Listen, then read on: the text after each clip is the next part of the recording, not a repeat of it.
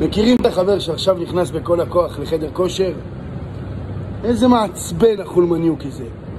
זה כמו אחד שעשה תשובה, נהיה באורות, הוא נהיה באורות על הנושא.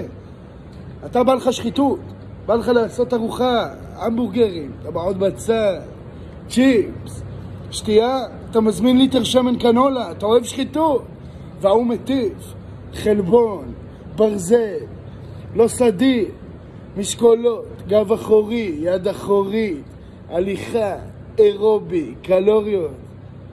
כסרה בקרס, אתה מתחיל להתרחק מהבן אדם, אתה מתחיל להתעלם ממנו, ואתה נותן את הביס, כול חריר מהאושר, שחיתות, מפוצת שמן, והוא רק כמו חרא, מבאס לך את התחת. זה לא בריא, סתימת העורקים, מחלות לב, גומר עליך, והוא רק חופר על הנושא. הייתי בחדר כושר, אין איתו תחום העניין בדיבור. אל תשאל מה בחדר כושר. וואלה אחי יקר, בוא נלך נשב עם חברים מהחדר כושר, נותן כאלה, עושה כאלה. יא רבי יאר, שחלת לנו את הראש, תן לנו שמן.